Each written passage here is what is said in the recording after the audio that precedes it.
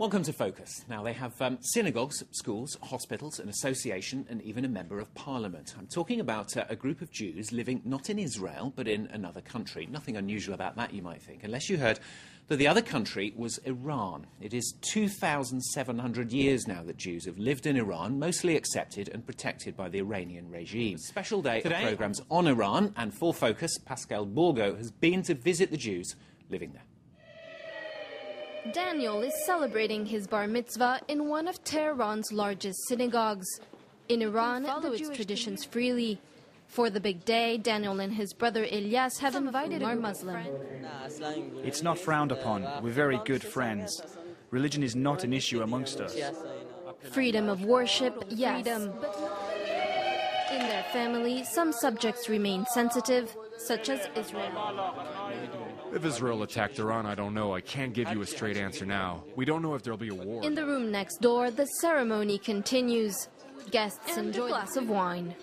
It's a 30-year-old wine. Wine is considered holy in Jewish tradition. Few exceptions authorized by the Islamic is forbidden. There's nothing to worry about with small quantities, and even for larger ones.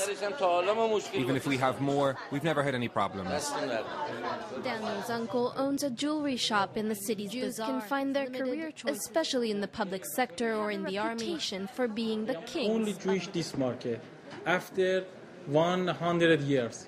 In this shop, people buy and sell gold, a popular way of investing They're very good people, I should say. Very generous. And I think so my mom used to buy the gold from their dad. Long time ago. So it's one of the old shops we come over. In Iran, has its own official schools and associations subsidized by the regime. The leader of one association is grateful, but remains controversial statement on the Holocaust. There have been discussions about the issue, and although I respect the President of the Islamic Republic of Iran, personally, I think that even if only one Jew had been killed during World War II because of his religious affiliation, it would still have been a crime and must be condemned. Another is the Jewish hospital of Tehran, but most of its patients are Muslim. This hospital is a symbolic and pragmatic view of the tolerance in Iran, a system which Iranian Jew and other Iranian people, Muslim people, and even some Christian people, we have some Christian personnel and physicians here, working together for all of the Iranian needs. Dr. Morsedek is both Jewish and a patriot, dual loyalty. Anyone who wants to destroy our national interest is enemy. It does not differ for us that it's called Israel or it's called Iraq. We are ready to defend against NATO, against USA, and against... This doctor is also a member of parliament and defends the interests of Iran's 10,000 Jews. Ironically, Iran's biggest and most important Israel and Turkey. Fascinating report there. We're joining me now, here, who's president of the French Jewish institutions here in France. Thanks so much for that report there. It does seem quite incredible, doesn't it, how much freedom the Jewish people there are given to celebrate their religion. In the Muslim countries, the only two countries where there is still a sizable Jewish community, at least in Middle East, are Turkey and Iran. How many Jews there were there, and the usual numbers, the figures were about 25,000 and sometimes less, 13,000. The last census last year showed that there are 8,500 Jews in Iran. It means that there is still a small population of Jews, much smaller than what it was, let's say, 60 years ago, when it was probably 150,000 people. But watching how much apparent freedom there is. Well, this is also a showcase for the regime. We have to understand that Iranian Jews are among have been living in Iran 2,700 years, which means 2,000 years more than before Islam came to this country. So they are really very, very old dwellers in these countries. And they are not immune to attacks. There were recently two two murders on Jews, and at least one was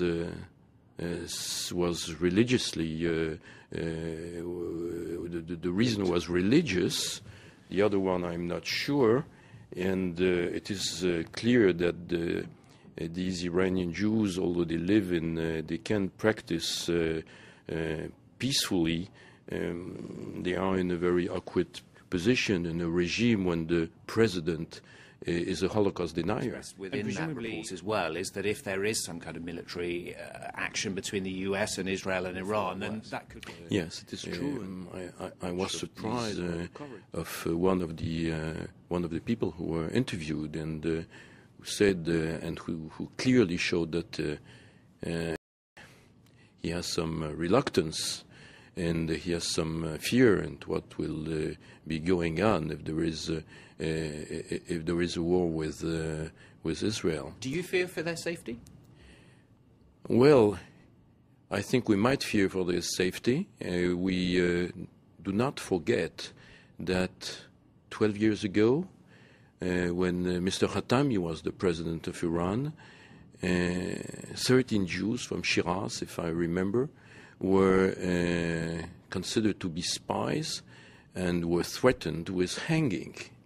And there was an international reaction that worked at that time, and it was other times also from Iran. Khatami is not Ahmadinejad. And so these 13 Jews were not hanged, but there was the threat was there. So in some ways, these people are hostages, and they know it, and we should do nothing that might endanger their security. Do you think there is anything that you and Jewish people living here can do to help? We will definitely react. Will it help? It's to think that pressures will change the Iranian regime as it stays now. This is something that we know about the sanctions, the economic sanctions, about the nuclear, the nuclear military advancement in Iran. But we will definitely react, and we know that these people they chose to remain in Iran, and it is something that can be understood because of the tradition, because of the language, because all those years. But we know also that their situation is very, very fragile. We'll have to leave it there. Richard Pressing talking to us, the Representative Council of French Jewish Institutions here in France. That was Focus today here on France 24. Stay with us.